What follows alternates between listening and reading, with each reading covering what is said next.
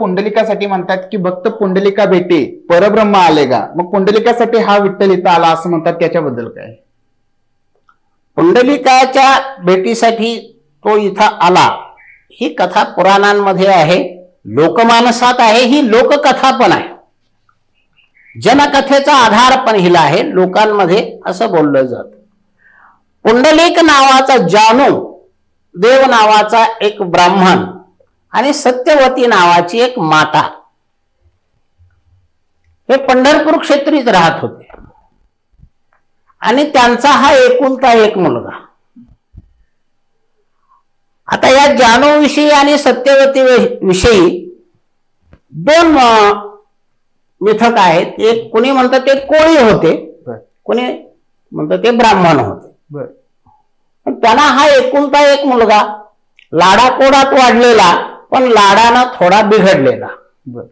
हा आई वडिलांचं ऐकतच नसे. त्यांना उलट बोलणे आणि खोड्या करणे, उनाडक्या करणे, वांडपणा करणे याच्यामध्येच तो आपला दिवस घालवत असे. मग त्या जानदेवाला सांगितलं कोणीतरी की त्याचं लग्न करून दे, पुंडलिकाचं. बरं, लग्न झाल्यावर हा सुधारेल.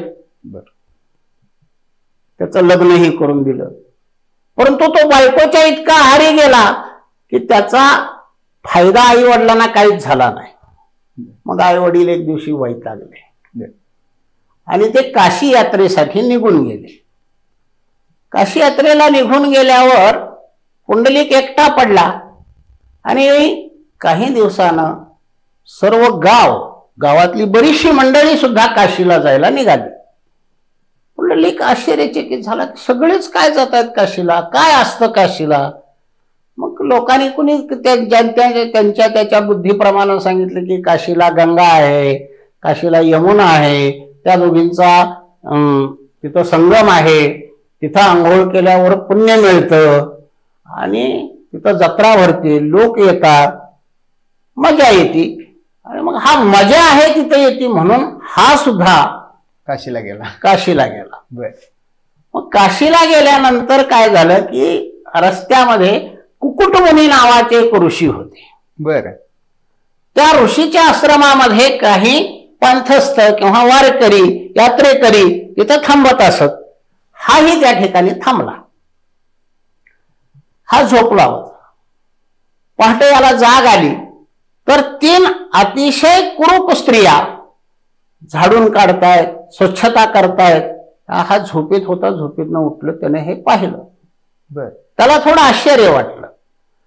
मग ऋषीचा आश्रम स्वच्छ करून या स्त्रिया जायला निघाल्या आणि त्या जायला जेव्हा निघाल्या तेव्हा त्यांचं लावण्य हे अप्रतिम होतं आणि हे पुंडलिकानं पाहिलं.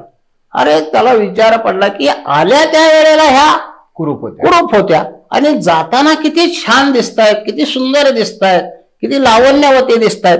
म्हणून त्याला जवळ बोलवलं पुंडलिकानं त्या 3 स्त्रियांना आणि विचारलं की तुमचं असं हे का? त्या 3 जणांनी पुंडलिकाला शिव्या द्यायला सुरुवात केली. अरे, तुझ्यासारखी घाण माणसं इथे येतात ना, म्हणजे जे आई वडिलाची सेवा करत नाहीत, ऋषीमुनींचं ऐकत नाहीत, इष्टमित्रांचं ऐकत नाहीत, आणि मग अशा लोकांना शुद्ध करण्यासाठी आम्ही इथं येतो. आम्ही आहोत गंगा, यमुना आणि सरस्वती. आणि मग ही सगळी घाण नष्ट झाली किंवा आम्ही आमच्या तीर्थावर जे लोक आंघोळ करून आम्हाला घाण करतात त्याचं इथलं पुण्य आम्हाला मिळून आम्ही स्वच्छ होतो, सुंदर होतो आणि पुन्हा आम्ही आमच्या मूळ ठिकाणी जात असतो.